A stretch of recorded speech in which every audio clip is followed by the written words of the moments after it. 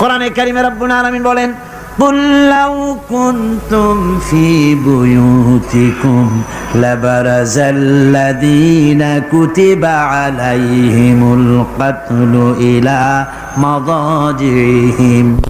আল্লাহ পাক বলেন, হে নবী তুমি বলে দাও, তুমি শোনায় দাও, যাদের ভাগ্যে নিহত হওয়া আছে তারা যদি তাদের বিছানায় শুয়েও থাকে, প্রকোষ্ঠের ভিতরে থাকে, মৃত্যু সেখানে গিয়ে হাজির হবে, ওখানেই মৃত্যু হয়ে যাবে। মৃত্যুর সময় আসলে পরে মানুষকে মোটেই সময় দেওয়া হবে না, সময় যখন আসবে সময় মতো তাকে বিদায় নিতে হবে। সুতরাং ঈমান, আল্লাহর প্রতি ঈমান আনলে পরে মানুষের ভিতরে নির্ভীকতার সৃষ্টি হয়, সে কাউকে পরোয়া করে না আল্লাহ ছাড়া। চিল্লায় কোন সুবহানাল্লাহ, আরো জোরে বলেন সুবহানাল্লাহ। সাহস, বুক ভরা সাহস তার মধ্যে আসবে। এরপরে আল্লাহর প্রতি ঈমান আনলে পরে আরেকটি উপকার মানুষের হয়, এটা হলো 4 নম্বর উপকার। এটা কয় নম্বর? 4 নম্বরের উপকার হলো আল্লাহর প্রতি মানসিক প্রশান্তি আসে। সেই মানসিক প্রশান্তিটা হলো ইমানদার কখনো হতাশ হয় না, ইমানদার কখনো হতাশায় ভোগে না, নিরাশায় ভোগে না। যেহেতু কোরআন শরীফের ভিতরে আল্লাহ পাক বলেছেন, আল্লাহর রহমত থেকে কেবল কাফেররা ছাড়া আর কেউ নিরাশ হয় না। আল্লাহর রহমত থেকে নিরাশ হয় কারা? জোরে কোন, কারা নিরাশ হয়? আর কেউ আল্লাহর রহমত থেকে নিরাশ হয় না। সুতরাং আল্লাহর প্রতি এই আশা, ভরসা, আল্লাহর প্রতি এ ধরনের একটি প্রশান্তি মনের মধ্যে থাকে, সে হতাশ হয় না। কারণ আল্লাহর প্রতি ঈমান আশায় তার বুক বেঁধে দেয়।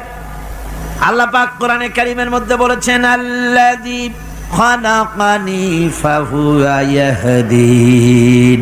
আল্লাহ ইব্রাহিম আলাইহিস সালামের মুখ দিয়ে কথা বলেছেন, আল্লাহ হচ্ছেন তিনি যিনি আমাকে সৃষ্টি করেছেন আর আমার হেদায়েতের রাস্তাও তিনি দেখিয়ে দিয়েছেন। ওয়াল্লাযী হুয়া ইউতঈমুনি ওয়া ইয়াসকিন। আর আমি যখন ক্ষুধার্ত হই তিনি আমারে খাওয়ান, আর আমি যখন তৃষ্ণার্ত হই তিনি আমারে পান করান। কে খাওয়ান? কে খাওয়ান আর পান করান কে? আল্লাহ পাক বলেন, ওয়াইদা মারিতু ফাহুয়া ইয়াশফিন। ইব্রাহিম আলাইহিস সালামকে দিয়ে আল্লাহ কথাও বলালেন, আমি যখন অসুস্থ হই আমারে রোগ মুক্ত কে করে দেয়? বলেন না, কে করে দেয়? আল্লাহ রাব্বুল আলামিন রোগ মুক্ত করে দেন। হযরত আইয়ুব আলাইহিস সালামের ঘটনা কোরআনে কারীমের মধ্যে আল্লাহ রাব্বুল আলামিন উঠায় দিয়েছেন, বলে দিয়েছেন যাতে করে মুমিনেরা মনের মধ্যে আল্লাহর প্রতি আশা ভরসা আনতে পারে।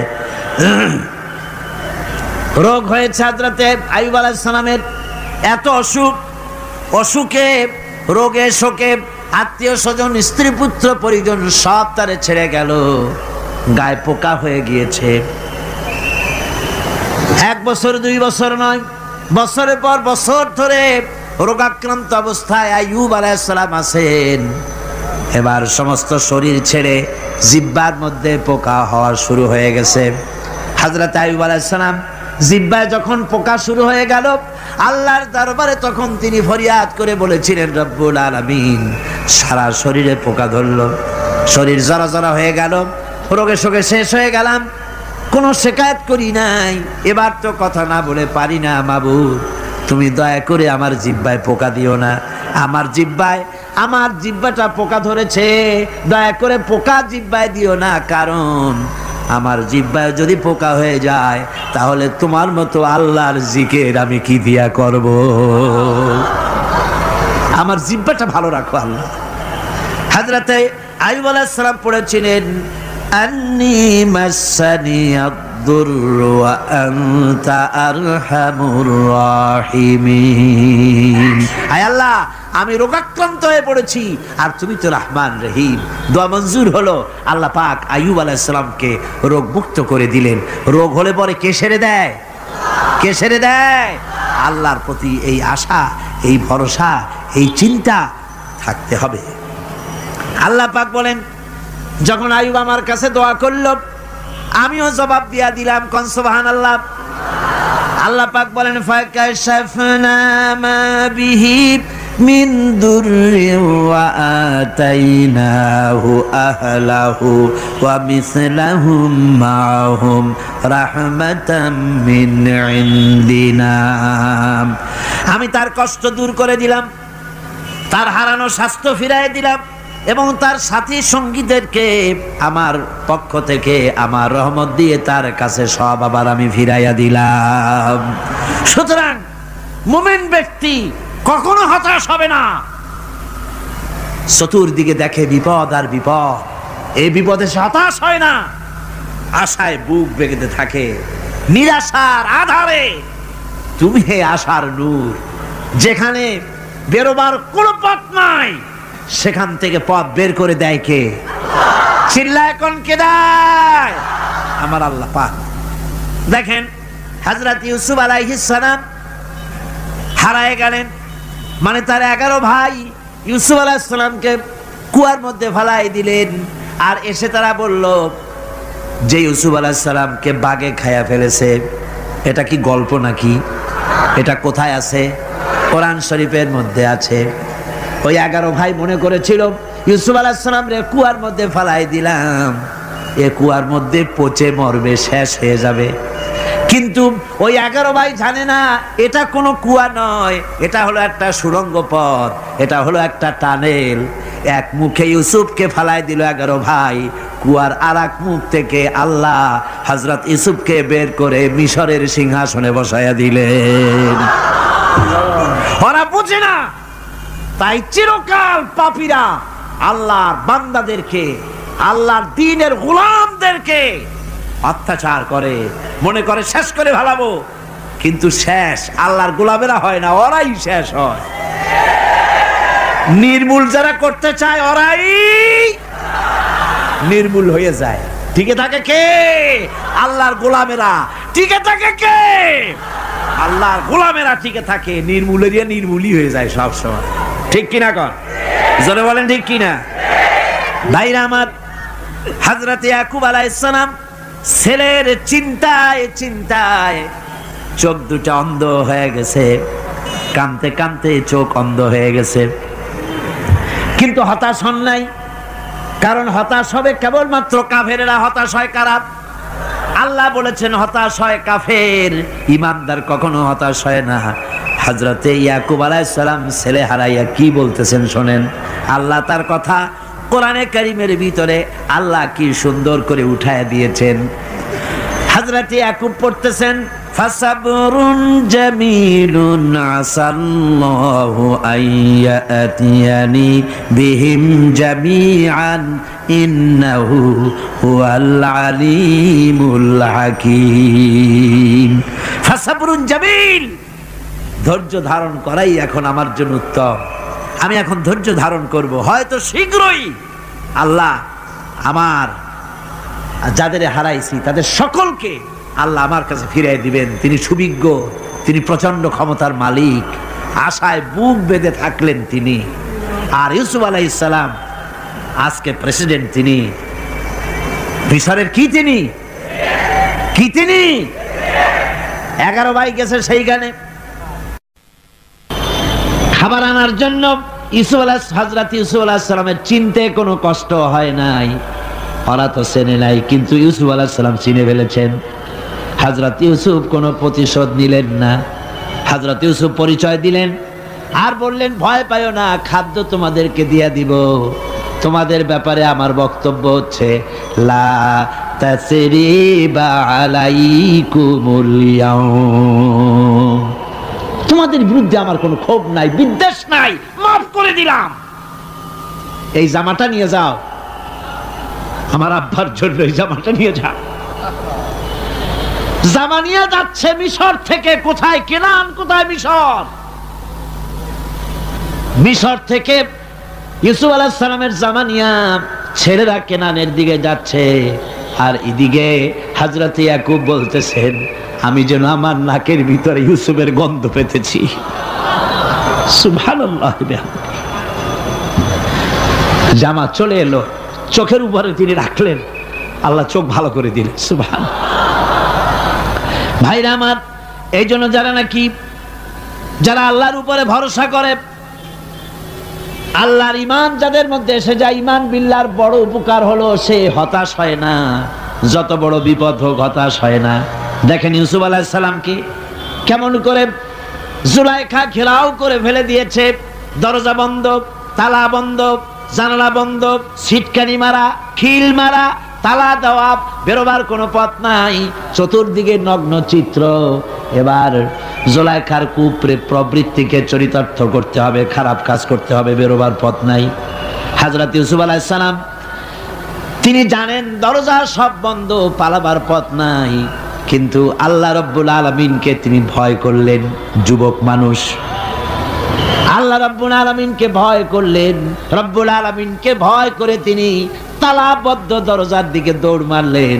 রব্বুল আলামিন আপন কুদরতে সবগুলি দরজা খুলে দিলেন। ওয়া মান ইয়াত্তাকিল্লাহা ইয়াজআল লাহু মাখরাজা। যে ব্যক্তি আমারে ভয় করে, আমার পথে চলতে চায়, আমি রাস্তা খুলে দেই। সুবহানাল্লাহ ওয়া বিহামদিহি। সুতরাং ঈমানে বুক বাঁধো জওয়ানেরা, তরুণেরা, হতাশ হওয়ার কোনো কারণ নাই, আশায় বুক বেঁধে থাকো। আপনারা বলেন, এই পৃথিবীতে ইউনূস আলাইহিস সালাম যে বিপদে পড়ছিলেন, এর চাইতে বড় বিপদ পৃথিবীতে কিছু হতে পারে? আপনাদের চিন্তায় বুঝি পারে? এই দিকের লোকেরা কথাই কয় না মুঠো। কি বলেন, পারে? এত বড় বিপদ চিন্তাও করা যায়। কোরআনে কারীমের মধ্যে আল্লাহ রাব্বুল আলামিন বলেন, ওয়াযান্নুন ইয যাহাবা মুগাদিবান ফাযান্না আন লান নাকদিরা আলাইহি। ইউনূস আলাইহিস সালামকে যখন মাছে গিলে ফেলে দিল, মাছ এবার পানির অতল তলদেশে চলে গেছে। মাছের পেটের ভিতরে দরজা নাই, জানালা নাই, ছিদ্র নাই, পালাবার কোনো পথ নাই। আছে? আছে? ফানাদা ফিল যুলুমাতি আন লা ইলাহা ইল্লা আনতা সুবহানাকা ইন্নী কুনতু মিনাজ জালিমিন। জানেন নাই দোয়া? পড়েন সবাই, লা ইলাহা ইল্লা আনতা সুবহানাকা ইন্নী কুনতু মিনাজ জালিমিন। আয় আল্লাহ, তোমার পবিত্রতা ঘোষণা করতেছি, তুমি ছাড়া কেউ নাই, আমার তো আর বাঁচার উপায় নাই, আমি আমার উপরে জুলুম করেছি, আর তোমার পবিত্রতা ঘোষণা করতেছি। জিকির করতেছেন তিনি মাছের পেটের মধ্যে বসে। আল্লাহ রাব্বুল আলামিন বলেন, ইউনূস আলাইহিস সালাম মাছের পেটের ভিতরে বসে যে চিৎকারটা মারলেন, দুনিয়ায় কোনো তার বন্ধু বান্ধবেরা শোনে নাই, কোনো রাজা বাদশারা শোনে নাই। মাছের পেটের মধ্যে ফানাদা ফিল যুলুমাত, যুলুমাত হলো জমায় কাসির। এখানে তিনটা অন্ধকার ছিল। কয়টা অন্ধকার? একটা হলো মাছের পেটের অন্ধকার, একটা হলো রাতের অন্ধকার, আর একটা হলো পানির অন্ধকার।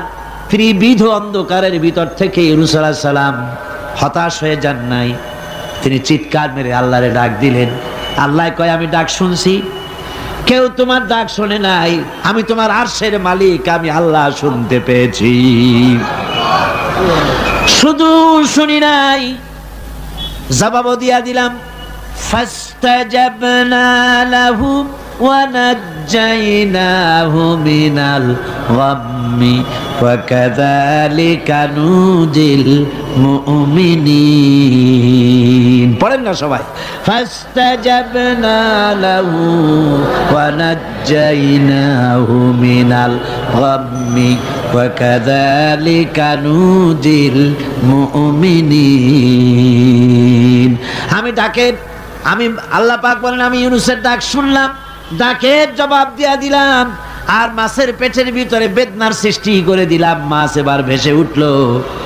মাছের আর এখন কোনো উপায় নাই বমি করা ছাড়া। মাছ কিনারায় চলে এলো, ইউনূসকে বমি করে ফেলে দিল। আল্লাহ কয়, শোনো দুনিয়ার মানুষেরা, শুধু ইউনূস আলাইহিস সালামকে নয়, ওয়া কাযালিকা, এইভাবে করে আমার মুমিন বান্দারা যদি বিপদে পড়ে আর আমারে ডাকে, আমি রব্বুল আলামিন এইরকম বিপদ দিয়া বাঁচায়া দেব। বিপদ থেকে বাঁচাবেন কে? সুতরাং গতকালকের মতো আবারও বলি, বিপদ আসতে পরে মুসলমানেরা মাজারে দৌড়ায় বেশি। কন নাউজুবিল্লাহ, জোরে কন নাউজুবিল্লাহ। বিপদ আসে আর মাজারে চলে যায়, যাইয়া সেখানে কাঁদে, মাজারের উপরে মাথা ঘা দিতে থাকে, পয়সা দেয়, মুনাজাত করে, কাঁদতে থাকে, মাজারওয়ালার কাছে বিপদ মুক্তি চায়। নাউজুবিল্লাহ পড়ে, আবারও কন নাউজুবিল্লাহ। বিশ্বাস করুন আমার ভাইরা, বিশ্বাস করুন, আল্লাহর কোরআন আমার হাতে। মাজারওয়ালার কাছে কানলে পরে ওই মাজারে যিনি শুয়ে আছেন, আল্লাহর কসম তার কোনো ক্ষমতা নাই আপনাকে বিপদ থেকে বাঁচাতে পারে। আছে ক্ষমতা? জোরে বলেন আছে? বিপদ থেকে বাঁচাবে কে? কে বাঁচাবে? আল্লাহ। আপনারা টাকা দেন আর ওই টাকাগুলি ওইখানে মাজারে বৈশা জনমের খাওয়া খায় মাজারের পাহারাদার এক শ্রেণীর পান্ডারা। টাকাগুলা মাথায় দেখবেন মাজার কেন্দ্র করে লাল লাল চাদর গায়, তারপরে শট, মাথায় জট, দাড়িতে জট, দাড়িতে জট আর মোষ। হায় রে মোষ! 6টা টর্চ লাইট দিয়েও যদি আপনি খোঁজেন মুখ তালাশ করে পাবেন না, এত মোষ সমানে গাঁজা খায় আপনার পয়সা দিয়ে, ধর্মের নামের ব্যবসা করে। যাই দেখেন মাজারগুলো, প্রত্যেকটা মাজারে 5টা 10টা লোক বসা আছে। ঘাট ধরে বের করে দাও আর বলো, মাজারে বসে আছো কেন? মসজিদে যাও। কোথায় যাবে? কোথায় যাবে? মসজিদে। আল্লাহর থামো, আল্লাহর ওলিদের মাজার ঘেরাও করে রেখে দাও, যত্ন করে রেখে দাও। গরু, ছাগল, ভেড়া, হাবিজাবি কিছু যেন যেতে না পারে, যত্ন করে রাখো, সম্মান দিয়ে রাখো। কিন্তু তোমার ওখানে পাহারা দিতে বলছে কে? তুমি ওখানে বসে থাকো কেন? গুড় যেখানে পিঁপড়া সেখানে। পয়সা দেওয়া বন্ধ করে একটারও পাবেন না ওখানে, ঠিক কিনা কর? সব ধান্দাবাজ পয়সার লোভে ওখানে বসে থাকে, গাঁজা খায়, মদ খায়, নামাজ পড়ে না। আর আপনার টাকা দিয়া খোঁজ নিয়ে দেখেন মাজারের মুতল্লি যত আছে সব বাসের মালিক, ট্রাকের মালিক, কোটি কোটি টাকার ব্যবসা করে। সুতরাং এগুলি ছাড়েন, এ ধান্দাবাজি বন্ধ করুন। মাজারের সাথে কোনো সম্পর্ক নাই, মুসলমানের সম্পর্ক কেবল মসজিদের সাথে। কিসের সাথে? মসজিদের সাথে সম্পর্ক গড়ে। আমার বন্ধুগণ, বিপদ আসলে পরে কবরের কাছে যাওয়া নয়, বিপদ আসলে পরে মসজিদে যান, 2 রাকাত কাজায়ে হাজাতের নামাজ পড়েন। রাসূলুল্লাহ পড়েছেন, কাজায়ে হাজাতের নামাজ পড়েন, সেজদায় পড়ে গিয়ে আল্লাহর কাছে কাঁদেন, আপনার বিপদ আল্লাহ রব্বুল আলামিন দূর করে দিবেন। আরে এমন আল্লাহরে থুইয়া কি যে বলবো, মানুষের যে কি হইছে। আমি সিলেটে দেখেছি শাহজালাল রহমতুল্লাহ আলাই, আল্লাহর ওলি, শাহ আমানত আল্লাহর ওলি, শাহ মাখদুম আল্লাহর ওলি। এই ওলিরা কোনদিন বলে যায় নাই যে আমার মাজারে পাহারা দিয়ে তোমরা টাকা আদায় করো, বলছে কেউ? শাহজালাল রহমতুল্লাহ আলাইহির মিশন কি ছিল আর এই পাগলেরা করে কি? হযরত শাহজালালের তরবারি আজও আছে, আমি তরবারি দেখেছি, দোধারি তরবারি হাতে নিয়ে এসেছেন। এক হাতে ছিল তরবারি আর এক হাতে ছিল আল্লাহর কোরআন। যখন সিলেটে ঢুকলেন, গৌর গোবিন্দ তার সব কিছু, তিনি আজান দেওয়ালেন। আজান শোনা মাত্র মূর্তিগুলো কাঁপতে লাগলো, গৌর গোবিন্দের কলজা গলার কাছে চলে আসছে, জিজ্ঞেস করছে ব্যাপারটা কি, এরকম হচ্ছে কেন? জ্যোতিষীরা বলল যবন এসেছে, ম্লেচ্ছ এসেছে, আর উপায় নাই। শাহজালাল রহমতুল্লাহ আলাইহে তিনি বসলেন গেটের কাছে, এবার সব পালাচ্ছে। গৌর গোবিন্দ বলল সাপুরিয়াদের ডেকে যে আমারে একটা বাক্সের মধ্যে ভরিয়া সাপ বলে চালাই দিও, আমি সামনে পড়তে চাই না। ভয়তে কলজা গলার কাছে চলে আসছে শুধু আজান শুনে। এরপরে লোক সব চলে যাচ্ছে, উনি দেখতেছেন যাও যাও যাচ্ছে সব। তারপরে ঝুড়িতে করে যাচ্ছে সাপুরিয়ারা, তোমাদের এর মধ্যে কি সাপ, যাও যাও যাও। এরপরে বড় একটা বাক্স, ওটার মধ্যে কি, কয় যে হুজুর আমরা সাপ খেলা দেখি, এর মধ্যে সাপ। নামাও, আমি সাপ খেলা দেখবো, নামাও ওটা। এরপরে বাক্স খুলছে, দেখে যে আসল সাপ বাইর হয়েছে। গৌর গোবিন্দ বলল যে আমার রাজত্ব ছেড়ে দিলাম, আমারে জানে বাঁচা। শাহজালাল রহমতুল্লাহ আলাইহি বললেন আমি তো মারতে আসি নাই, আমি তো হত্যাকাণ্ড করতে আসি নাই, আল্লাহর দ্বীনকে নিয়ে এসেছি। তিনি ক্ষমা করে দিলেন। সেই শাহজালাল রহমতুল্লাহ আলাইহির মাজারে লোকেরা বিভিন্ন জায়গা দিয়ে যায়, বাস ভরে ভরে যায়, যাইয়া চাদরের উপরে যাইয়া মাথা ঘা দিতে থাকে আর কাঁদতে থাকে। কতগুলো গজাল মাছ আছে, বিরাট বিরাট গজাল, গায়ে সাদলা পড়ে গেছে, দেখলে মনে হয় যেন রিটায়ার্ড অফিসার, এরকম মোটা। ওগুলারে মুড়ি খাওয়ায়, কলজা খাওয়ায়। একটা কুয়া আছে, পানি এত ফসা, কয় যে এইটার আর এক মুখ হলো জমজমের সাথে মিশানো। নাউজুবিল্লাহ। হায় রে মানুষ, মুসলমানের আকীদা হয় এত খারাপ, আকীদা বদতর হয়ে গিয়েছে। এগুলি ধর্মের নামের ব্যবসা, এগুলি জোরে বলেন কি? এই ব্যবসা বন্ধ করতে হবে, এই ব্যবসা বন্ধ করতে হবে। এরা ধর্মের নামে লুটেরা,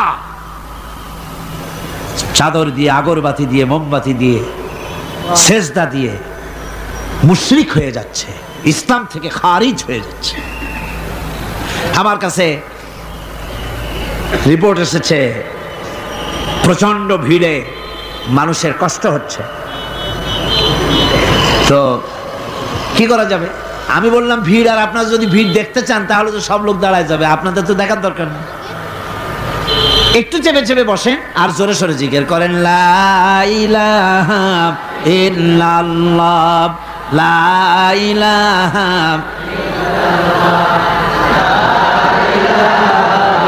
ইল্লাল্লাহ।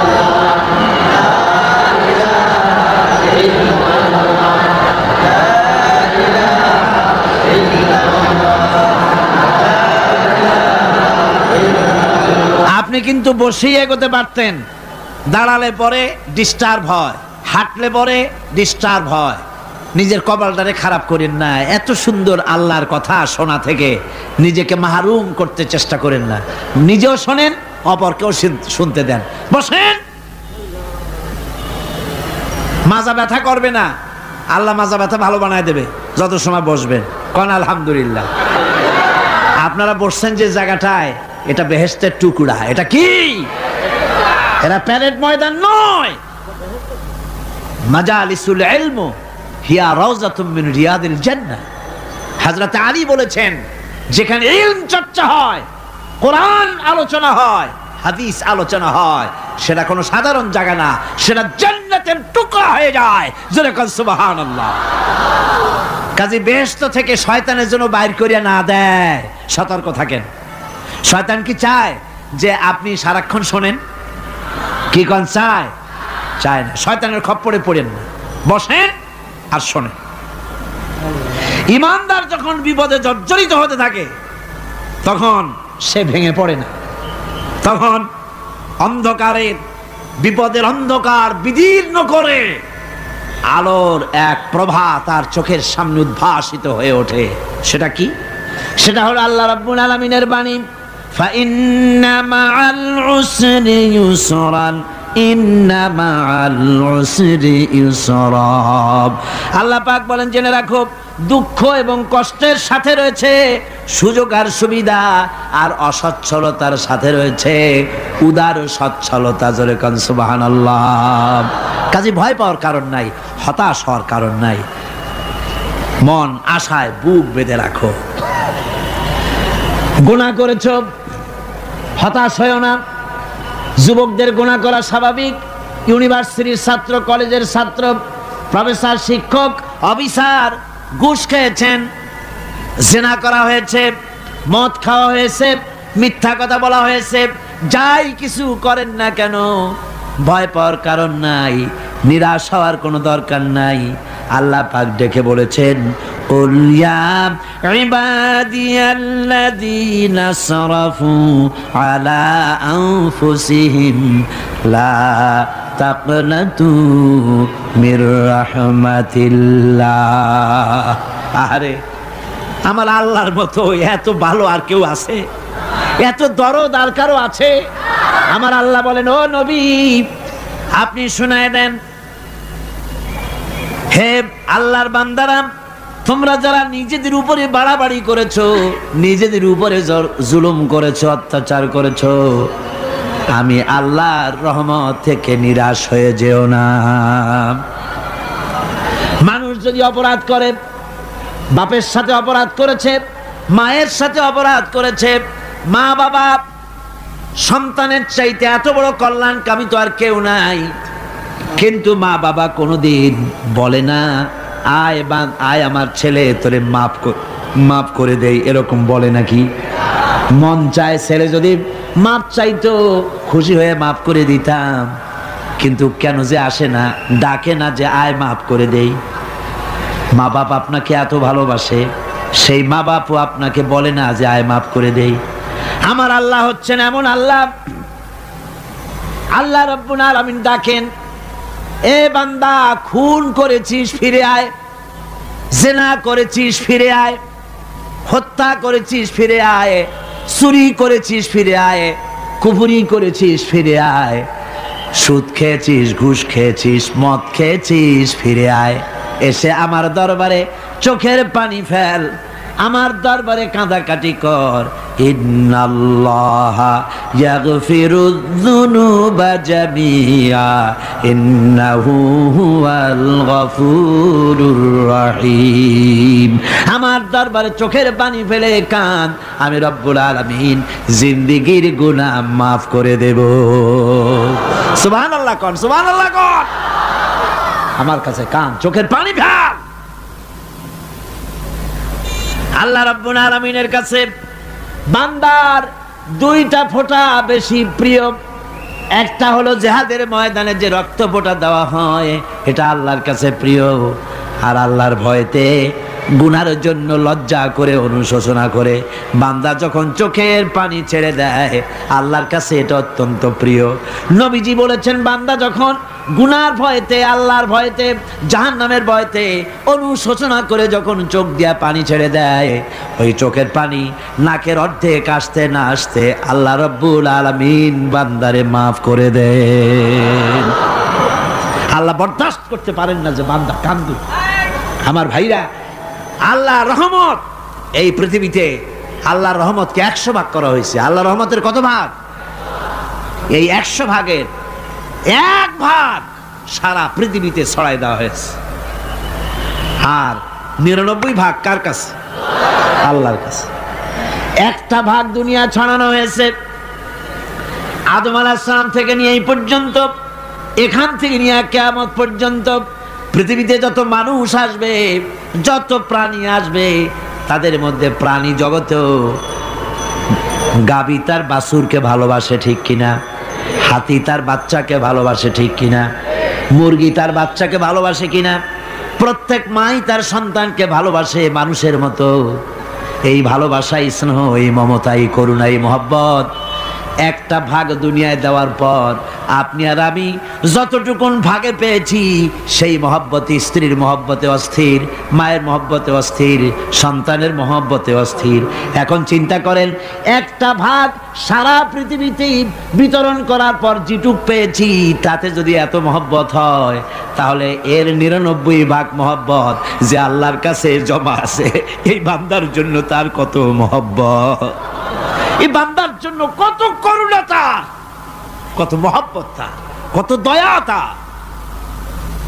এজন্য আল্লাহ রাব্বুল আলামিন বলেছেন, ইবাদি আন্নি আনাল গফুরুর রহিম। ও আমার নবী, সুসংবাদ দিয়ে দাও, বান্দাদেরকে শোনায় দাও যে আমি আল্লাহ তাআলা ক্ষমাশীল আর দয়াবান। হুজুর কাঁদতেছিলেন। হযরত ওমর রাদিয়াল্লাহু তাআলা আনহু এসে দেখেন হুজুর একা কাঁদতেছে। হুজুর জিজ্ঞেস করছেন, হযরত ওমর জিজ্ঞেস করলেন, হুজুর আপনি কাঁদেন কেন একা একা? হযরত ওমর বলেন, আমি যখন প্রশ্ন করলাম নবীজি বললেন, আমার কাছে কিছু আগে জিবরাইল এসেছিলেন। জিবরাইল এসে আমাকে বললেন, আল্লাহ পাক বলেছেন, হে আমার নবী, ইসলামের ভিতরে থেকে যে সমস্ত মানুষগুলো ইসলামের ভিতরে থেকে চুল আর দাড়ি পাকায় দিছে, কিয়ামতের দিন এই লোকগুলারে আমি শাস্তি দিতে আমার শরম হবে। হযরত ওমর বলেন, হুজুর উম্মতের জন্য কত বড় খোঁজ খবর এটা, আর আপনি কাঁদতেছেন। হুজুর বলেন, ওমর তুমি জানো না আমার কান্নার কারণ ভিন্ন। আমার কান্নার কারণ হলো যে আল্লাহ রাব্বুল আলামিন কিয়ামতের দিন দাড়ি চুল পাকা বান্দারে শাস্তি দিতে শরম করবেন। সেই দাড়ি চুল পাকা বান্দাগুলি আল্লাহর সাথে নাফরমানি করতে শরম করে না। আমি এই লজ্জায় কাঁদতেছি।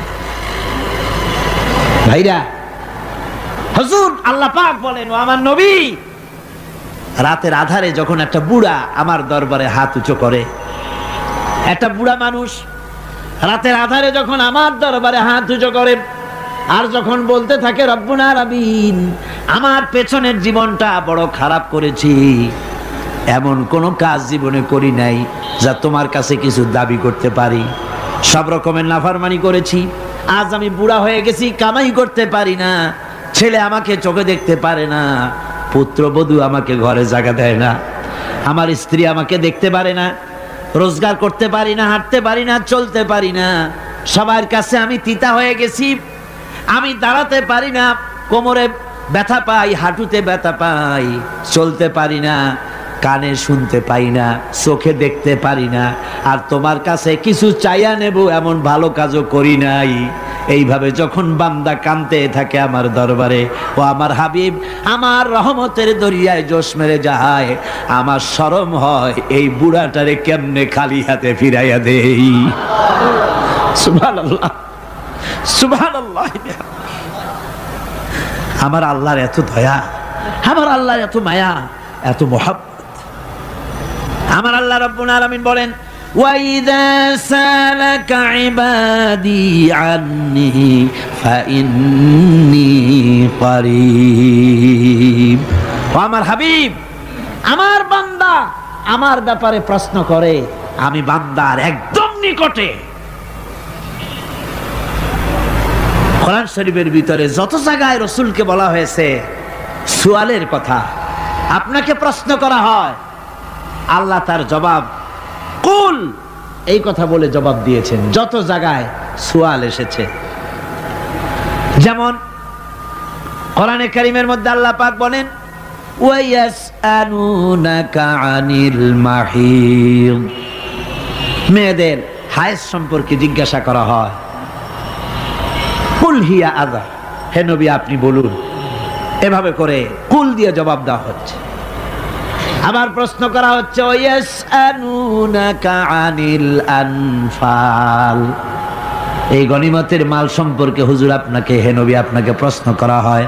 আল্লাহ কুল দিয়া জবাব দিলেন। আল্লাহ বলেন আপনি বলেন।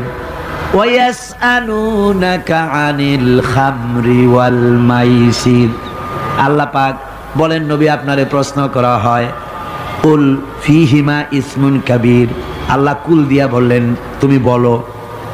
আবার বলা হলো, ওয়ায়াসআলুনাকা আনিল আহিল্লা কুল হিয়া মাওয়াকিতু লিন্নাস, ও নবী আপনাকে প্রশ্ন করা হয় চাঁদের ক্রমবর্ধমান এবং ক্রমহ্রাস, এই যে বাড়ে আর কমে, পূর্ণিমা হয় অমাবস্যা হয়, কেন হয়? আপনি বলুন কুল, আপনি বলেন এটা আমি অক্ত এবং সময়, বছর আর দিন গণনা করার জন্য পৃথিবীবাসীদের জন্য বিনা পয়সায় একটা ক্যালেন্ডার বানাইয়া আকাশে ঝুলাই রেখেছি। এভাবে যত জায়গায় এসেছে আপনাকে প্রশ্ন করা হয়, তত জায়গায় আল্লাহ জবাব দিয়েছেন কুল, আপনি বলেন। গোটা কোরআন শরীফের ভিতরে এই একটি মাত্র জায়গা যেখানে বলা হয়েছে আপনাকে প্রশ্ন করা হয়, আল্লাহ এখানে বলতে পারতেন কুল, আপনি বলেন, আল্লাহ তোমাদের নিকটবর্তী, এভাবে জবাব হয় নাই। এটা কায়দাটা হলো এই, আল্লাহ বলতেছেন ওয়াইজা সালাকা ইবাদি, ও আমার নবী, প্রশ্ন তো আমার বান্দারা আমার ব্যাপারে করেছে, এবার আপনার জবাবের কোনো দরকার নাই। প্রশ্ন আমার ব্যাপারে, আমি নিজে জবাব দিয়ে দেই, ফা ইন্নী কারীব।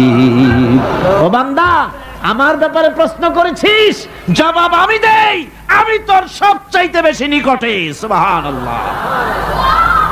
কত নিকটে? وَنَحْنُ أَقْرَبُ إِلَيْهِ مِنْ حَبْلِ الْوَرِيدِ। তোর যে রগ, এই শাহরগের চাইতেও আমি তোর বেশি কাছে। সুবহানাল্লাহ। আমারে ডাক, আমারে ডাক, কলিজা দিয়ে ডাক, অন্তর দিয়ে ডাক। মনের থেকে মানুষ যদি ডাকে, মুখের ডাক আর মনের ডাক এক জিনিস নয়। দিল সে जो बात निकलती है असर रखती है पर नहीं मगर ताकते परवाज रखती है। দিল থেকে যে কথা বেরোয় তা প্রভাব বিস্তার করে, ডানা নাই কিন্তু ওড়ার ক্ষমতা রাখে। মনের কথাই ভিন্ন। মন থেকে, দিল থেকে, কলিজা থেকে, অন্তরের গভীর কন্দর থেকে মোহাব্বতের সাথে কেউ যদি একবার বলে আল্লাহ, বলেন আল্লাহ, আল্লাহ, আল্লাহ, আল্লাহ রাব্বুল আলামিন বলেন, অন্তরের অন্তঃস্থল থেকে একটি বার যদি বান্দা বলেন আল্লাহ, আল্লাহ বলেন 70 বার সাড়া দিয়া জিজ্ঞেস করি, বান্দা কি চাও, আমি তোমার কাছে আছি। সুবহানাল্লাহ। আমি তোর একদম কাছে, কি চাস বল, বল আমার কাছে। এমন দয়াবান, এমন মেহেরবান, এমন আল্লাহ আমাদের। সে আল্লাহ রাব্বুল আলামিন তিনি বলছেন وقال ربكم ادعوني استجب لكم। তোমাদের রব বলেছেন আমারে ডাকো, আমি আল্লাহ ডাকের সাড়া দিয়া দেব। সুবহানাল্লাহ। কারে ডাকতে হবে? কারে ডাকতে হবে? এই বিশাল জনসমুদ্র একযোগে চিল্লা কোন কারে ডাকতে হবে? কোন পীর সাহেবকে নয়, আল্লাহর কসম কোন খাজা বাবাকে নয়, ডাকতে হবে কারে? চিল্লা এখন কারে? ওয়াকালা রাব্বুকুম উদউনি, তোমার রব তোমাকে বলতেছে আমারে ডাকো, আস্তাজিব লাকুম, আমারে ডাকবে আমি সাড়া দিয়ে দেব। সুবহানাল্লাহ। আল্লাহকে ডাকেন, কি চাই আপনার বলেন, কি চাই? আল্লাহর কাছে চান, আল্লাহ দিয়ে দিবে। দেওয়ার জায়গা আল্লাহর কাছে চাইবেন, আল্লাহ দিবেন। দেওয়ার জায়গা, চাওয়ার জায়গা হলো সেজদায় পড়ে যাবেন। আমার ভাইয়েরা, জায়গাটা চিনায় দিলাম। মাজারে যাওয়া লাগবে না, কবরে যাওয়া লাগবে না। 2 রাকাত নামাজ পড়ে সেজদায় পড়ে গিয়া যত বিপদ আছে, মুসিবত আছে, সেজদার মধ্যে চোখের পানি ছেড়ে দেন আর কেন্দে কেন্দে জীবনের কথা বলেন। আল্লাহ রাব্বুল আলামিন আপনার আওয়াজ শুনবেন আর দোয়া কবুল করে নিবেন। কামতে হবে আল্লাহর কাছে। কার কাছে? আল্লাহর কাছে। সুম্মা ইস্তাগফিরুল্লাহ, আর এরপরে সে যদি আমি আল্লাহর কাছে ক্ষমা চাই, ইয়াজিদিল্লাহ গাফুরার রহিমা, সে আমি আল্লাহকে গফুর এবং রহিম হিসাবে পাবে। সুবহানাল্লাহ। আল্লাহকে গফুর এবং রহিম হিসাবে পাওয়া যাবে। সব আল্লাহকে বলতে হবে, গুনাহ মাফ চাইতে হবে। এই জন্য হুজুর সাল্লাল্লাহু আলাইহি ওয়াসাল্লাম দৈনিক 100 বার তওবা পড়তেন। কোন হাদিসে আছে 70 বার, কোন হাদিসে আছে 100 বার তওবা পড়তেন। নামাজের পরে তো প্রত্যেক নামাজই পড়তেন হুজুর, সালাম ফিরাতেন আর সাথে সাথে বলতেন আল্লাহু আকবার, আস্তাগফিরুল্লাহ, আস্তাগফিরুল্লাহ, আস্তাগফিরুল্লাহ। মনে থাকবে আপনাদের? মনে থাকবে? সালাম ফিরাইয়া কি বলবেন? না, সালাম ফিরাবার সাথে সাথে বলবেন আল্লাহু আকবার, তারপরে পড়বেন আস্তাগফিরুল্লাহ, আস্তাগফিরুল্লাহ, আস্তাগফিরুল্লাহ। তওবা পড়বেন, আল্লাহর কাছে সবসময় গুনাহ মাফ চাইতে থাকবেন, বিনীত থাকবেন। আল্লাহকে পাওয়া যাবে তাকে রহিম হিসেবে পাওয়া যাবে। সুতরাং ঈমান বিল্লাহ, আল্লাহর প্রতি ঈমান আনলে পরে চতুর্থ নম্বরের যে উপকারটা হবে সেটা হলো হতাশায় ভুগবে না, নিরাশায় ভুগবে না, আশায় বুক বেঁধে উঠবে, ঈমান মজবুত হবে, আল্লাহর কাছে মানুষ বিনয়ী হয়ে যাবে। এবার পঞ্চম নম্বরের উপকার আমি বলছিলাম, ঈমান বিল্লাহ, আল্লাহর প্রতি ঈমান আনলে পরে অসংখ্য উপকার হয়, অসংখ্য বৈশিষ্ট্য আছে। এর 6টা উপকারের কথা আমি বলবো। কয়টা? অসংখ্য উপকারের ভিতরে প্রধান 6টি উপকারের কথা বলবো। এর বললাম কয়টা? 4টে বলেছি। এবার বলো পঞ্চম উপকারের কথা। আল্লাহর প্রতি আপনি পূর্ব পশ্চিমে কতবার মুখ ঘোরালেন, এটাই কিন্তু আপনার আসল সৎ কাজ নয়। আসল সৎ কাজ হলো আল্লাহর প্রতি ঈমান আনা।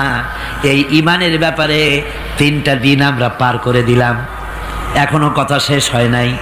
আল্লাহর প্রতি ঈমান আনলে পরে যে উপকারটা হবে পঞ্চম নম্বরে, সেটা হলো কঠোর এবং কঠিন বিপদের ভিতরে বান্দার ভিতরে অবিচলতা এবং ধৈর্যের সৃষ্টি হয়ে যাবে। আলহামদুলিল্লাহ। কঠিন বিপদ মুসিবত আসলে পরে সে অবিচল থাকবে। সারা দুনিয়ার বিপদ আপদ, শত্রুতা, দুঃখ, কষ্ট, মুসিবত, জুলুম, নির্যাতন সব কিছু পাহাড়ের মতো উঁচু হয়ে তাকে ঘিরে ফেলবে, কিন্তু তাকে এক চুলও নাড়াতে পারবে না। আলহামদুলিল্লাহ। সারা পৃথিবী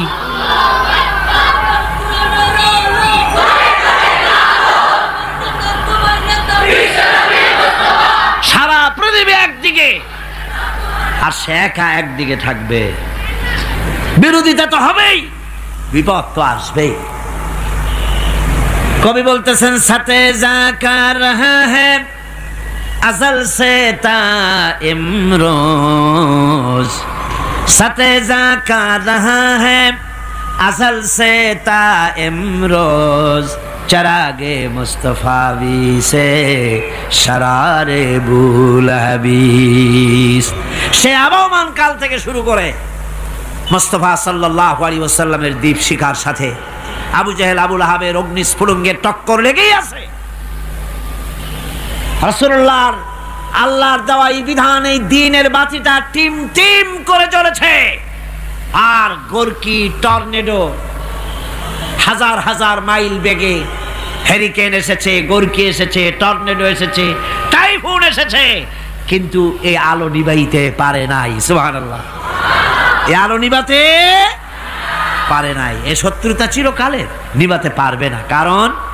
কারণ হচ্ছে আল্লাহ রাব্বুল আলামিন বলেছেন, ইউরিদুনা লিইউতফিউ নূরাল্লাহি বিআফওয়াহিহিম ওয়াল্লাহু মুতিম্মু নূরিহি ওয়ালাউ কারিহাল কাফিরুন। ওরা চায় মুখের ফু দিয়ে আমার আলোকে নিভিয়ে দেবে, কিন্তু আমি আমার আলোকে পূর্ণতা দান করব। তাতে কাফের বেঈমানদের কলজায় যত জ্বালা যন্ত্রণা হোক, আমার দ্বীন কেউ মিটাই দিতে পারবে না। সুবহানাল্লাহ। সুতরাং বিপদে অবিচলতা আসবে, সে অটল হবে, মজবুত হবে। কোরআনে কারীম বলতেছে, ওয়া কাযালিকা জাআলনা লিকুল্লি নাবিয়্যিন আদুওয়াম মিনাল মুজরিমিন। এই পৃথিবীতে এমনি করে আমি সকল নবীদের শত্রু বানিয়েছি, সব পাপিষ্ঠ অপরাধীদেরকে। নবীদের সাথে বিরোধিতা করেছে কারা? পাপিষ্ঠরা, অপরাধীরা। আজও খুঁজে দেখেন, আজও ইসলামী আন্দোলনের বিরোধিতা যারা করে সবগুলি কি? পাপিষ্ঠ।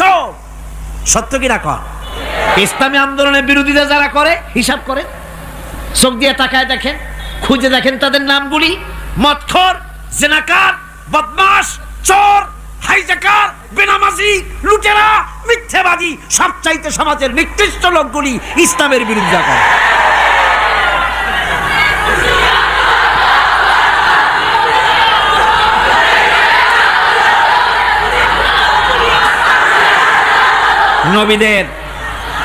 নবীদের শত্রু আল্লাহ বলেন, সব যুগে নবীদের সাথে শত্রুতা করেছে পাপিষ্ঠরা।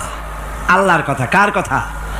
সকল যুগে নবীদের সাথে শত্রুতা করেছে পাপিষ্ঠরা, নিকৃষ্ট ধরনের অপরাধীরা। সুতরাং নবী রাসূলদের অবস্থা যখন এই, তখন দ্বীনের দাওয়াত যারাই দেবে তাদের কিসমত এরকম হবেই। এই বাধার মোকাবেলা তাদেরও করতে হবে।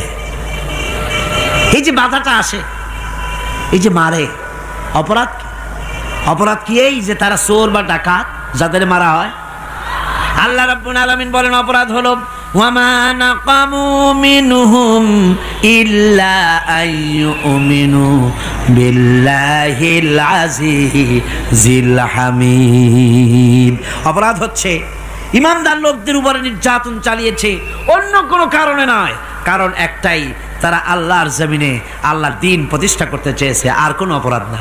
জমিন আল্লাহর, জমিন কার? এই বিশাল জনসমুদ্র গর্জে উঠুন একযোগে, বলুন জমিন কার? আইন চলবে কার? এখানেই সংঘর্ষ বেঁধেছে আবহমান কাল ধরে। মানুষ অত্যাচারিত হয়েছে, সাহাবায়ে কেরাম অত্যাচারিত হয়েছেন। বুখারী শরীফের হাদিসে এসেছে রাসূল করিম সাল্লাল্লাহু আলাইহি ওয়াসাল্লামের কাছে হযরতে খাব্বাব গিয়ে উপস্থিত হয়েছিলেন। হযরতে খাব্বাব বলেন, হাদিসটা এভাবে লেখা হয়েছে বুখারীতে, ওয়ান খাব্বাব বিন আরিদ রাদিয়াল্লাহু তাআলা আনহু قال شكونا إلى رسول الله صلى الله عليه وسلم وهو متوسد بردة له في ظل الكعبة। রাসূলুল্লাহর কাছে গেলাম, কাবা শরীফের কাছে গিয়ে দেখি নবীজি একটা চাদর গায়ে দিয়ে তিনি আরাম ফরমাচ্ছিলেন কাবা শরীফের ছায়ায়। সেখানে গিয়ে বললাম, আলা তাস্তানসিরু লানা আলা তাদউ লানা ইয়া রাসূলুল্লাহ, হে আল্লাহর রাসূল, আপনি কি আমাদের জন্য আল্লাহর কাছে দোয়া চাইবেন না? আপনি কি আল্লাহর কাছে আমাদের জন্য সাহায্য চাইবেন না? আমাদের লোকগুলিকে, মুসলমানগুলিকে মারতে মারতে তো শেষ করে ফেলে দিল। তারা আমাদের সুমাইয়াকে মারলো, আমাদের খাব্বাবকে উটের সাথে পায়ের দড়ি লাগায় টানলো, আমাদের খোবায়েবকে তারা আগুনের উপরে চিৎ করে শোয়ায় রাখলো, না খায় রাখতেছে, মারতেছে, কষ্টে তো শেষ হয়ে গেলাম। হুজুর, আপনি কি আমাদের জন্য দোয়া করবেন না? হাদিস শরীফে এসেছে নবীজি উঠে বসলেন সোজা হয়ে। নবীজি বলেন, ও আমার সাহাবী, ও খাব্বাব, শোনো, তোমাদের আগে এই পৃথিবীতে যারা দ্বীনের দাওয়াত দিতে এসেছিলেন তাদেরকে সমকালীন রাষ্ট্রশক্তি, সমাজ শক্তি তাদেরকে ধরতো। ফায়ুখাজুর রাজুলো, তাদেরকে তারা ধরতো। ফায়ুহফারু লাহু ফিল আরদ, আর তার জন্য জমিনের ভিতরে কবর বানাইতো। ওই কবর ফায়ুজালু ফিহা, ওই কবরের ভিতরে তাকে কোমর পর্যন্ত গেড়ে দিত। সুম্মা ইউতা বিল মানশার, এরপরে করাত আনতো। ফায়ুদাউ আলা রাসিহি, এরপরে ওই করাত তার মাথার উপরে রাখতো। ফায়ুজালু নিসফাইন, এরপরে করাত দিয়া চিরে জীবিত মানুষটারে দ্বিখণ্ডিত করে ফেলে দিত। মা ইয়াসুদ্দুহু যালিকা আন দীনিহি।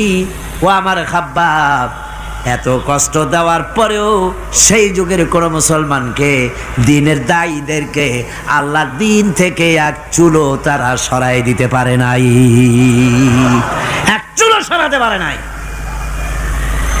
ওয়াল্লাহি, ও খাব্বাব, আমি আমার আল্লাহর নামে কসম করে বলছি, লা ইউতাম্মান্নাল্লাহু হাযাল আমরা হাত্তা ইয়াসিরার রাকিবু মিন সানা ইলা হাযরা মাউত। আমি কসম করে বলি, আল্লাহ রাব্বুল আলামিনের এই সানা থেকে হাজারামত পর্যন্ত লোকেরা যাতায়াত করবে, সুন্দরী রমণীরা গমন করবে, সদাগরেরা যাতায়াত করবে, টাকা নিয়া পয়সা নিয়া যাতায়াত করবে। তাদের মনের মধ্যে লুটের ভয়, টাকার ভয়, চুরির ভয়, ডাকাতির ভয়, জেনার ভয়, হত্যার ভয়, ধর্ষণের ভয়, কোনো ভয় থাকবে না। লা ইয়াখাফু ইল্লাল্লাহ, আল্লাহ ছাড়া কোনো ভয় থাকবে না। এমন একটা সমাজ, এমন একটা সময় আসবে। ওয়ালাকিন্নাকুম তাস্তাজিলুন, অথচ খুব তাড়াহুড়ো তোমরা করতেছো। তাড়াহুড়ো করো না, সময় আসবে ইনশাআল্লাহ। আর সে সময় আসছিল মদিনায়, আসে নাই? আসে নাই? সুতরাং আজও চট্টগ্রামের এই বিশাল জনসমুদ্রকে বলতে চাই, নির্যাতন, স্বৈরাচার, জুলুম, অত্যাচার, হত্যাকাণ্ড যা কিছু ঘটতেছে, ধৈর্য ধরুন, আন্দোলনে শরীক হন, জান বাজি রাখুন।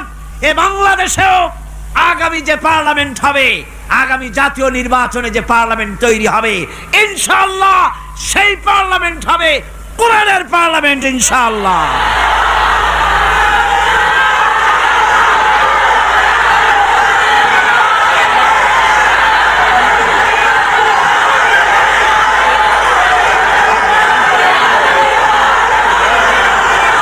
আমার ভাইয়েরা, আমার বন্ধুগণ, কঠিন বিপদে অবিচলতা এবং ধৈর্যের দৃষ্টান্ত রেখে গেছেন আম্বিয়া আলাইহিমুস সালাম। সুবহানাল্লাহ। কঠিন বিপদে অবিচলতা, দৃঢ়তা, ধৈর্য কারে বলে, তার দৃষ্টান্ত কারা রেখেছেন? আম্বিয়া আলাইহিমুস সালাম। ওনারাই আমাদের আদর্শ, নবীরাই আদর্শ। সাহাবায়ে কেরাম রিদওয়ানুল্লাহ তাআলা আলাইহিম আজমাইন আমাদের আদর্শ। ভাইরা আমার, মুসা আলাইহিস সালামকে ফেরাউন যখন ঘিরে ফেলে দিল, কোরআনের সব কথা গল্প গুজবার ইতিহাসের জন্য লেখা হয় নাই। কোরআনের মধ্যে যা লেখা হয়েছে সব বান্দাদের উপদেশের জন্য, যাতে করে লোকেরা চিরটা কাল এর থেকে উপদেশ নেওয়া নিজেদের তৈরি করতে পারে। জোরে বলেন সুবহানাল্লাহ। মুসা আলাইহিস সালামের কথা আল্লাহ বলেন, ফেরাউন তাকে ঘিরে ফেলে দিল, পালাবার রাস্তা নাই। ফালাম্মা ترى الجمعان قال أصحاب موسى إنا لمدركون। মুসা আলাইহিস সালামের উম্মতরা বললেন, হে মুসা, পাকড়াও হয়ে গেছি, পালাবার রাস্তা নাই। তিন দিক থেকে আমাদেরকে ঘেরাও করেছে ফেরাউনের শক্তি। সামনে কি? দরিয়া, আর তিন দিকে কি? ঘেরাও আন্দোলন। পালাবার পথ নাই, পালাবার পথ নাই। সারাশি আক্রমণ, ঘেরাও আন্দোলন। এই যে ঘেরাওটাও তো আজকে নতুন নাই, ঘেরাও আসছে অনেক আগের থেকে। আসলে কথা বুঝতে পেরেছেন? মাইক না থাকলে আমি কি করবো কোন? আজকে এরকম হচ্ছে কেন? আগামীকাল ঠিক হবে ইনশাআল্লাহ, রাগ করেন না। গান হচ্ছে, বসেন বসেন। শয়তান ঢুকছে মাইকের মধ্যে। অনেক সময় হয় কি, মাইকের হাই পাওয়ারের যে মেশিন আছে, এর ভিতরে ইথার থেকে রেডিওর ওই গানগুলি ওর মধ্যে ঢুকে পড়ে। কথা বুঝতে পেরেছেন? এই জন্য শয়তান তো আর বসে থাকে না, ওরও তো কিছু করার আছে। ধৈর্য ধরেন, ধৈর্য ধরেন। কালকে অপারেটরদেরকে মাওলানা শামসুদ্দিন সাহেবের কাছে অনুরোধ করব, অপারেটর একটু ভালো করে হেদায়েত করে দেবেন মাইকে। আজকে আমার নিজেরও কষ্ট হচ্ছে, আমিও বুঝতে পারছি না যে আমার কথাগুলি কি আওয়াজে বেরোচ্ছে, যার জন্য আমাকে বেশি চিল্লাইতে হচ্ছে। বক্তাকে কি লাউডে তার কথা বেরোচ্ছে তা তার কানে আসতে হয়, তাহলে বোঝা যায় যে আমার কথাগুলি কিভাবে বেরোচ্ছে। এটা এই অবস্থায় সিচুয়েশন আজকে নাই, এবং লোকেরাও মাইকের ব্যাপারে আজকে অভিযোগ করেছে, যা বিগত 16 বছরে করে নাই। সেটের ব্যাপারে কোথাও কোনো অসুবিধা হয়েছে? মাইকটা ভালো, এবং মাইক যারা দেন প্রতি বছর খেদমত করে, আল্লাহ তাদের প্রতি রহম করুন। সবাই বলেন আমিন। এদেরকে রাগ করে পথে পাই আবার মারধর করেন না। সিলেটের যে তাফসির মাহফিল হয়, বিগত 19 বছর তাফসির করেছি একটানা, এবার 20 বছর পুরো হবে ইনশাআল্লাহ। সিলেটে একটানা 20 বছর তাফসির করতেছি সেখানে। তো মাইক যে একটা লোক বিনা পয়সায় মাইক দেয়, মাইকের ভাড়া সে নেয় না, তাফসিরের মাহফিলের মাইকের ভাড়া নেয় না। যে বছর এরশাদ সরকার আমাকে প্লেন থেকে নামতে দিল না, আপনাদের মনে আছে? সিলেট থেকে ফিরাই দিল। এই খবরটা মাইকম্যান যখন শুনেছে যে আমাকে নামতে দেয় নাই, ফিরাই দেওয়া হয়েছে, সাথে সাথে স্ট্রোক করেছে, হার্ট ফেল করে দুনিয়া থেকে বিদায় হয়ে গিয়েছে। সিলেটে তাফসির হতে পারবে না এই কথা সে বরদাস্ত করতে পারে নাই। আমি কেঁদেছি আর দোয়া করেছি, আল্লাহ, কোরআনের মহব্বতের লোকটার এই অবস্থা হলো, তোমার জান্নাত তুমি দয়া করে তাকে দান করে দিও। কাজে কোনো ব্যবসায়ী চায় না যে তার ব্যবসাটা খারাপ হোক, লোকেরা মন্দ বলুক। এ মাইকের ব্যাপারে আপনারা আজকে রাগারাগ করেন না, যা হয়েছে কালকে ভালো হবে ইনশাআল্লাহ। সবাই বলেন ইনশাআল্লাহ। এখন চলেন আমরা ফেরাউনের অবস্থা দেখি গিয়া কি করতেছে ফেরাউন। মুসা আলাইহিস সালামকে ঘেরাও করে ফেলেছে, পালাবার উপায় নাই। একদিকে দরিয়া, তিন দিকে ফেরাউনের শক্তি। এই যে ঘেরাও টেরাও মানে নতুন তো না, ধর্মঘট নতুন না, পুরানা জিনিস। এই পৃথিবীতে সর্বপ্রথম ধর্মঘট কিসের উপরে হয়েছে জানেন? এই পৃথিবীর প্রথম ধর্মঘট হয়েছে পেঁয়াজ, রসুন আর ডাইলের উপরে। মুসা আলাইহিস সালামের জামানায় লান নাসবিরা আলা তাআমিন ওয়াহিদ, আমরা এক রকমের খাদ্য আর খাবো না, আমাদের পেঁয়াজ দেওয়া লাগবে, ডাল দেওয়া লাগবে, রসুন দেওয়া লাগবে। সর্বপ্রথম ধর্মঘট হয় মুসা আলাইহিস সালামের জামানায়, সেখান থেকে শুরু হয়েছে। কিন্তু মশাল মিছিল যে আসলো কই থেকে এইটা আমি খুঁজে পাইনি। পরে প্রত্যেকটা জিনিসের তো ইতিহাস আছে, আমি খুঁজতে খুঁজতে পেলাম। আমি জানি না এর ইতিহাস মূলে কোথায়, কিন্তু আমি যদ্দূর খুঁজে পাইছি সেটা হলো মশাল মিছিলের আবিষ্কার হয়েছে লঙ্কায় রাবণের সময়। হনুমানের লেজে আগুন দিয়া তারপরে লঙ্কা কাণ্ড ঘষালো, নামই আছে লঙ্কা কাণ্ড। হনুমানেরা লেজে আগুন দিয়ে রাবণ যে লঙ্কায় মশাল মিছিল করেছিল হনুমানকে দিয়া, ওই হনুমানের ওই সিস্টেমটা এখনো আমাদের দেশে চালু আছে।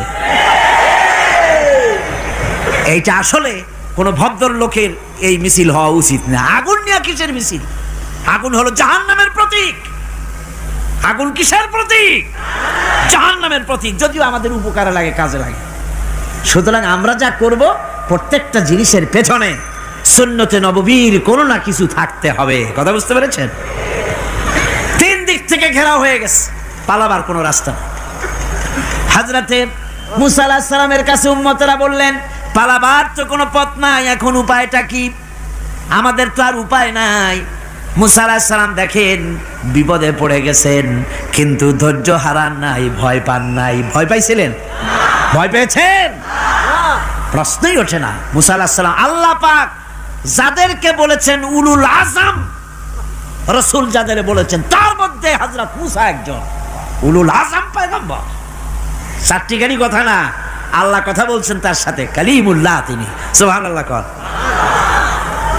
মুসা আলাইহিস সালাম শোনালেন, কাল্লা ইন্না মাইয়া রাব্বি সায়াহদিন। কখনো নয়, আমার উম্মতেরা ভয় পেও না, আমার রব অবশ্যই আমাকে পথ দেখাবেন। সুবহানাল্লাহ। তিন দিক থেকে শত্রু, একদিকে দরিয়া, পালাবার কোন রাস্তা নাই। সেখানে দৃঢ়তার সাথে তিনি বলছেন, অবশ্যই আমার আল্লাহ আমারে পথ দেখাবে। সুবহানাল্লাহ। নবীরা এই দৃঢ়তা দেখিয়েছেন, অবিচলতা দেখাইছেন। আল্লাহ পাক মুসা আলাইহিস সালাম যখন এই দৃঢ়তা দেখালেন, এই অবিচলতা দেখালেন, সঙ্গে সঙ্গে জিবরাইল এসে হাজির হয়ে গেলেন। আল্লাহ পাক বলেন, ফাআওহাইনা ইলা মুসা আন আদরিব বিআসাকাল বাহরা ফানফালাকা ফাকানা কুল্লু ফিরকিন কাত্তাউদিল আযীম। মুসা আলাইহিস সালামকে আমি ওহী নাজিল করলাম, তাকে বললাম হাতে যে লাঠি আছে এই লাঠি দিয়ে আঘাত করো দরিয়ার উপরে। দরিয়ার উপরে আঘাত করলেন, একটা রাস্তা হয় নাই, 12টা রাস্তা তৈরি হয়ে গেল। আর দেওয়ালগুলা পাহাড়ের মতো উঁচা হয়ে গেল। দরিয়ার ভিতরে পাহাড়ের মতো উঁচা, মজবুত 12টা রাস্তা। এবার মুসা আলাইহিস সালাম তার দলবল নিয়ে চললেন। আল্লাহ রাব্বুল আলামিন বলেন, ওয়া আনজাইনা মুসা ওয়া মান মাআহু আজমাইন। মুসা এবং তার সাথী সঙ্গীদেরকে আমি পার করে দিলাম। মুসা আলাইহিস সালাম এবং তার সাথী সঙ্গী নিয়ে যখন দরিয়ার মাঝখানে আসছে, ফেরাউন তার দলবল নিয়ে এসে গেছে। আসে দেখে নদীর মধ্যে রাস্তা। বাবা, খুব তো কায়দা। ও মনে করছে ওর বাজানের তৈরি করা ডিস্ট্রিক্ট বোর্ডের রাস্তা। ওর লোকজন নিয়ে নেমে গেছে দরিয়ার ভিতরে, ও আসছে মাঝখানে, মুসা আলাইহিস সালাম চলে গেছেন ওপার, দরিয়া পার। মাঝখানে যখন এসে গেল, আল্লাহ রাব্বুল আলামিন পানিকে অর্ডার করলেন কুন। আল্লাহর তো বটন টেপা লাগে না, মুখ দিয়া কোনো হুকুম করা লাগে না, শুধু বলেন কুন। যে ব্যাপারে কুন বলেন ফায়াকুন, সাথে সাথে হয়ে যায়।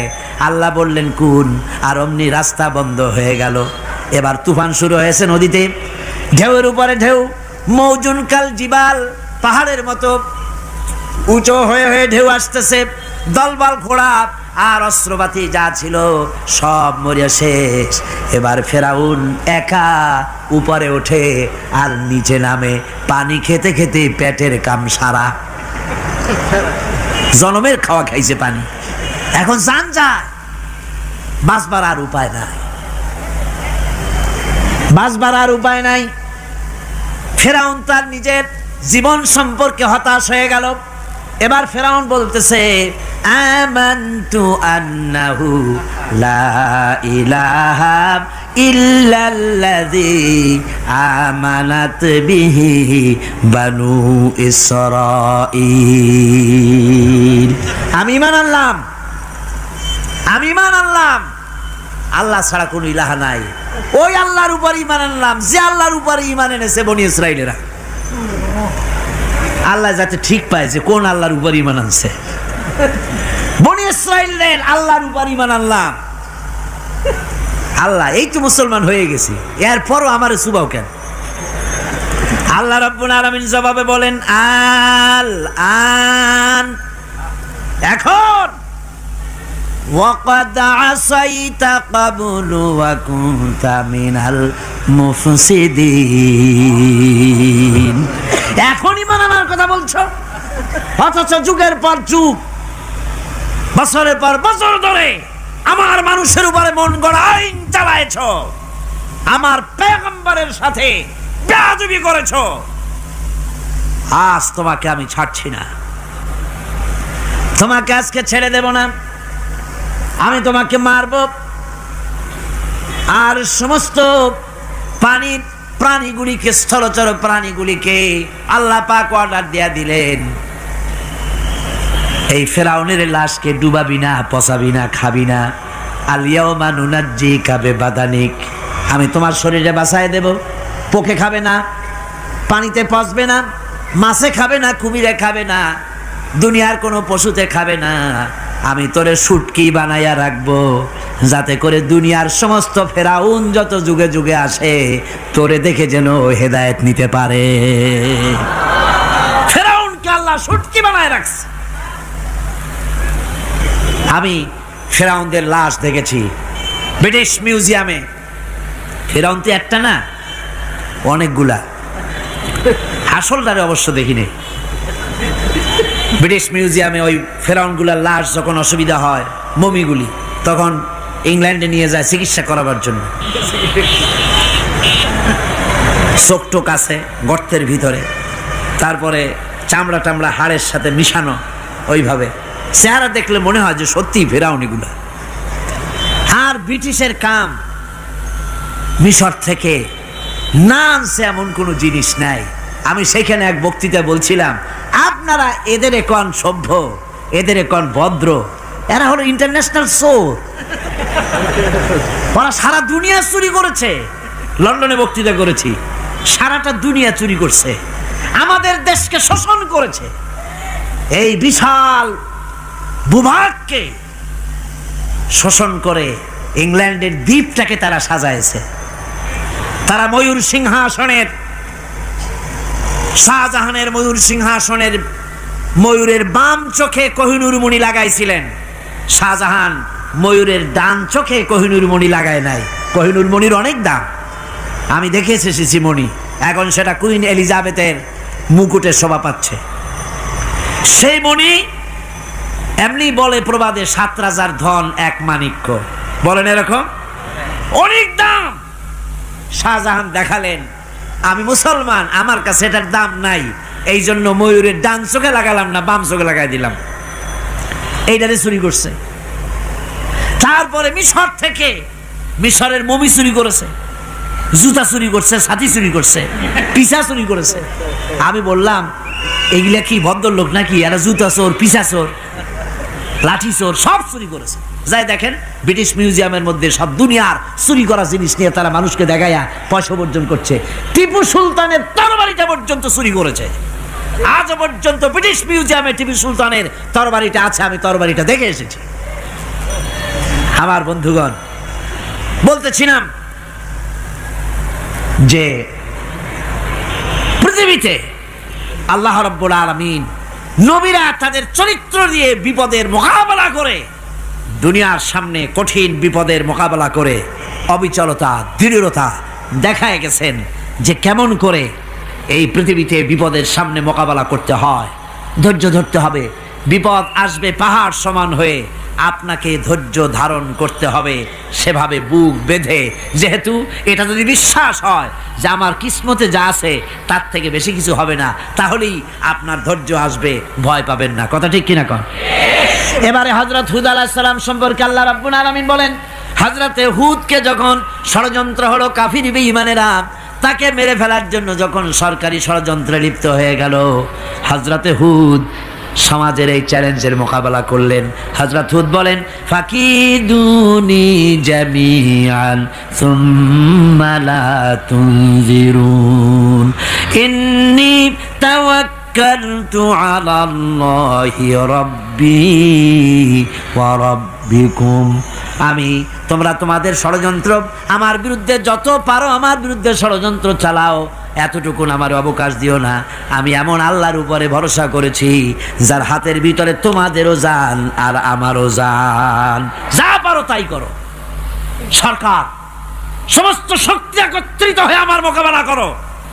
একদিকে হুদ আলাইহিস সালাম, আর একদিকে গোটা জাতি। হযরত হুদ ভয় পায় নাই। সুবহানাল্লাহ কোন? ঈমান বিল্লাহ মানুষের কলিজাকে এভাবে শক্ত করে দেয়। কোন আলহামদুলিল্লাহ। এবারে এই বিপদের, কঠিন বিপদের মোকাবেলা করে আমার রাসূল যে প্রমাণ দিয়া গেলেন, আমার রাসূল যে কঠিন বিপদের মোকাবেলা করলেন, ভাইরা আমার, হিজরতের রাতে সওর পাহাড়ের ভিতরে যখন তিনি আশ্রয় নিলেন, হযরতে আবু বকর সাথে ছিলেন। হযরতে আবু বকর রাদিয়াল্লাহু তাআলা আনহু বলেন, হুজুর আপনি দাঁড়ান, এটা তো পাহাড়িয়া গুহা, গুহার ভিতরে সাপ থাকতে পারে, বিচ্ছু থাকতে পারে, আমি আগে ঢুকি, বিপদ যদি হয় আমার উপর থেকে হয়ে যাক। গুহার ভিতরে নেমে গুহা সাফ করলেন। এরপরে হুজুরকে ডাকলেন, হুজুর তাশরীফ নিলেন গুহার ভিতরে। এরপরে হুজুর বললেন, আবু বকর পাহাড়ে হেঁটে হেঁটে 2-3টা পাহাড় পাড়ি দিয়া যাওয়া লাগে সৌর পাহাড়ে। মদিনার সোজা রাস্তা হুজুর ধরেন নাই, মেসফালার পথ দিয়া জাবালে কেদোয়ার উপর দিয়া 3টা পাহাড় পাড়ি দিয়া তারপরে হুজুর গেলেন সৌর পাহাড়ে। গুহার ভিতরে হুজুর তাশরীফ নিলেন। বললেন, আবু বকর তুমি বসো, তোমার উরুর উপরে মাথা রেখে আমি একটু আরাম করি। হযরতে আবু বকর বসলেন, হুজুর তার উরুর উপরে মাথা রেখে ঘুমায় গেলেন। আর এরপরে কাফির বেঈমানেরা তালাশ করতে করতে কাফেররা এসে গেল পায়ের চিহ্ন দেখে দেখে গর্তের কাছে। হযরত আবু বকর ভয়তে কেঁদে ফেললেন, আহারে আর তো উপায় নাই, এবার তো ধরা পড়ে গেছি, এবার নবীজিকে মেরে ফেলে দেবে। নবীর মহব্বতে, নিজের মহব্বতে নয়, নবীর মহব্বতে কাঁদতেছিলেন। হুজুর বলেন, হুজুরের ঘুম ভেঙে গেল। বলো আবু বকর কাঁদো কেন? ছেলের কথা, মেয়ের কথা, বিবির কথা, বাড়ির কথা মনে পড়লো নাকি? হযরত আবু বকর বলেন, ইয়া রাসূলুল্লাহ, আল্লাহর কসম করে বলি, যেদিন ঈমান এনেছি এই কলিজার ভিতরে মা বাপ, স্ত্রী, পুত্র, পরিজন, এমনকি আমার নিজের জীবনের চাইতে আপনারে বেশি ভালোবাসি। তা কাঁদো কেন? কাঁদো কেন? হযরত আবু বকর বলেন, হুজুর ধরা পড়ে গেছি, কাফেররা এসে গেছে গর্তের কাছে, তাকালি আমাদের দেখতে পাবে, আমরা তো মাইনরিটি, ওরা তো মেজরিটি, আমরা তো ধরে মারি ফেলাই দেবে, আপনাকে মেরে ফেলে দেবে, এই জন্য কাঁদি। আল্লাহ রাব্বুল আলামিন, হুজুর তখন কি দৃঢ়তা, কি অবিচলতা, কি ধৈর্যের পাহাড় সম মনোবৃত্তি তখন দেখালেন। আল্লাহ কোরআন শরীফে চিরকাল যাতে মানুষেরা হেদায়েত নিতে পারে সেজন্য হুজুরের কথা উঠায় দিলেন কোরআনে। আল্লাহ পাক বলেন, ইযহুমা ফিল গার ইয ইয়াকুলু লিসাহিবিহি লা তাহজান ইন্নাল্লাহা মা'ানা। ও বন্ধু, ভয় পেও না, আল্লাহ আমাদের সাথে আছেন। সুবহানাল্লাহ। আল্লাহ আমাদের সাথে আছেন। আমরা মাইনরিটি নই, আমরাই মেজরিটি। আল্লাহ আছে আমার সাথে, ভয় পাওয়ার কোনো কারণ নাই। সুবহানাল্লাহ। আল্লাহ পাক বলেন, فأنزل الله سكينته عليه وأيده بجنود لم تروها। আমি এদের অন্তরের ভিতরে আমি শান্তি নাজিল করে দিলাম, প্রশান্তি দিয়া দিলাম, আর আমি সাহায্য করলাম, আর এমন সব সৈন্য পাঠায় দিলাম যে সৈন্যগুলি তোমরা দেখতে পাও নাই। সুবহানাল্লাহ ওয়া বিহামদিহি। ভাইরা আমার, রাসূল করিম সাল্লাল্লাহু আলাইহি সাল্লাম এই বিপদের মাঝে, চরম বিপদের মাঝে অবিচলতা, দৃঢ়তা, কঠিন আত্মনির্ভরতা দেখিয়েছেন। এগুলি হলো ঈমানের পঞ্চম নম্বরের উপকারিতা। আল্লাহর প্রতি ঈমান আনলে এভাবে পাহাড় সম ঈমান মজবুত হয়ে যায়। জেলের পরোয়া করি না, ফাঁসির পরোয়া করি না, শহীদ হওয়ার পরোয়া করি না, মেরে ফেলে দেবে, উড়ায় দেবে, হত্যা করবে, পরোয়া করি না।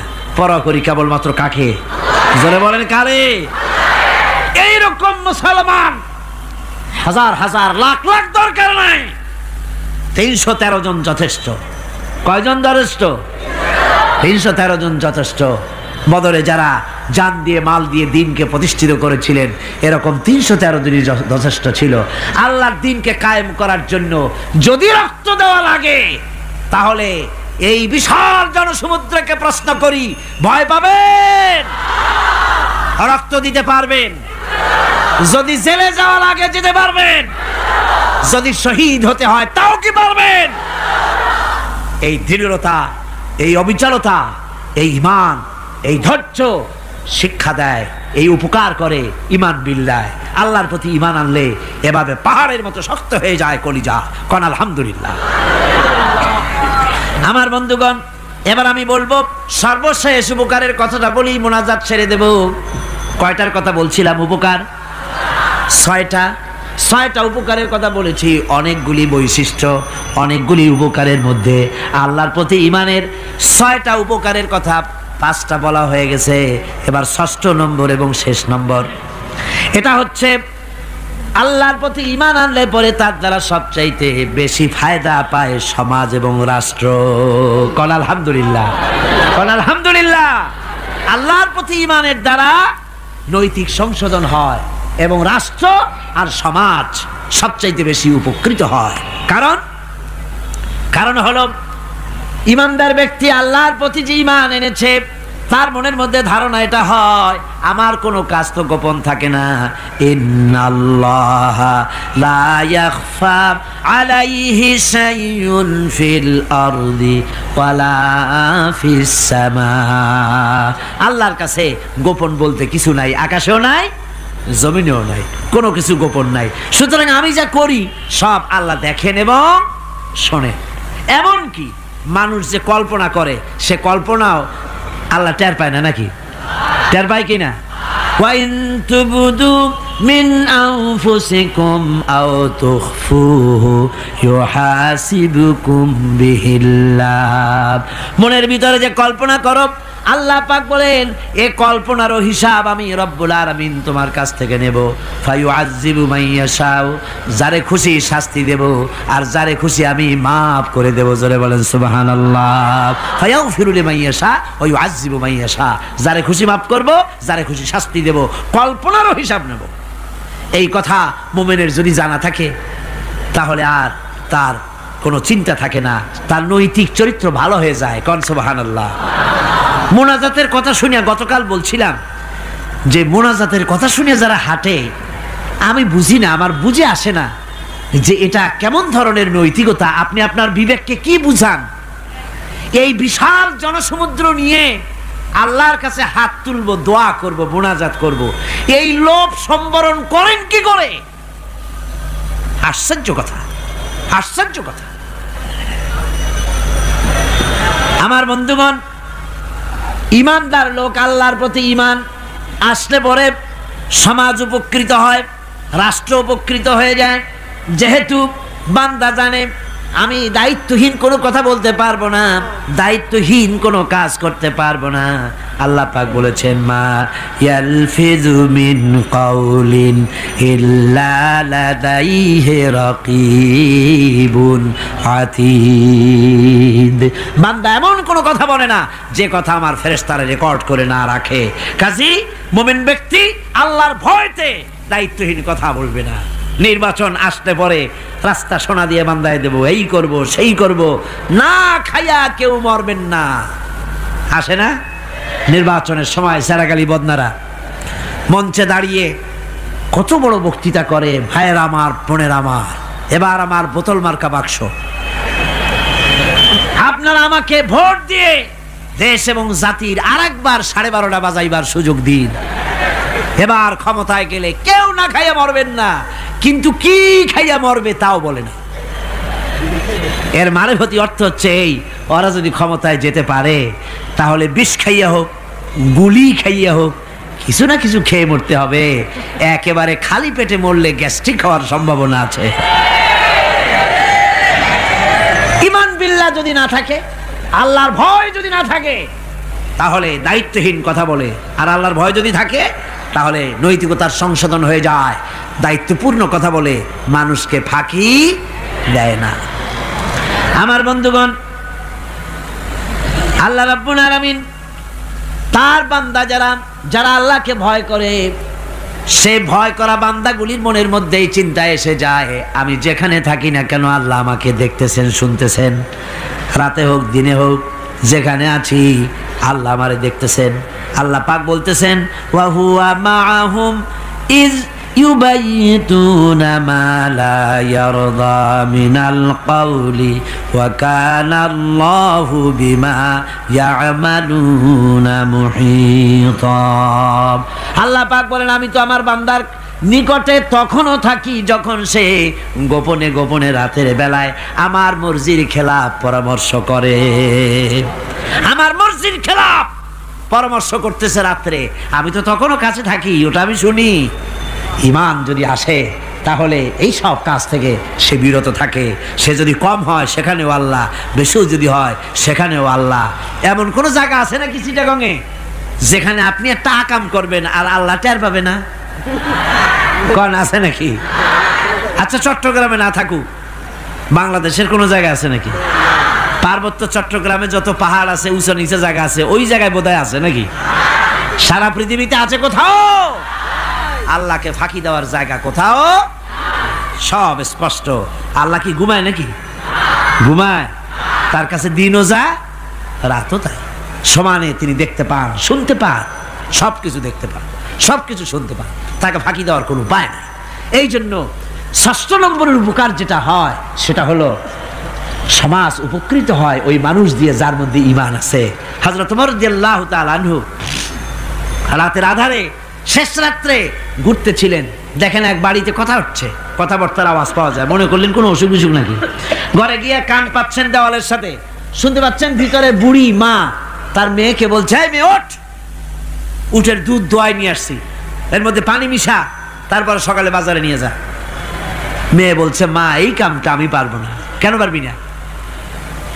হযরত ওমর ফরমান জারি করেছেন, দুধে পানি মিশাতে নিষেধ করেছে, কাজে এই কাজটা আমি পারবো না। আরে বেটি, আমিরুল মুমিনিন দেখ এখন কোথায় যায়, ঘুমায় আছে, সে কি দেখতেছে নাকি যে পানি মিশাই নাকি মিশাই? মেয়ে বলতেছে, মা আমিরুল মুমিনিনকে ফাঁকি দেওয়া যেতে পারে, তার পুলিশ বাহিনীকে ফাঁকি দেওয়া যেতে পারে, কিন্তু আল্লাহ রাব্বুল আলামিনের চোখকে ফাঁকি দেওয়া যাবে না।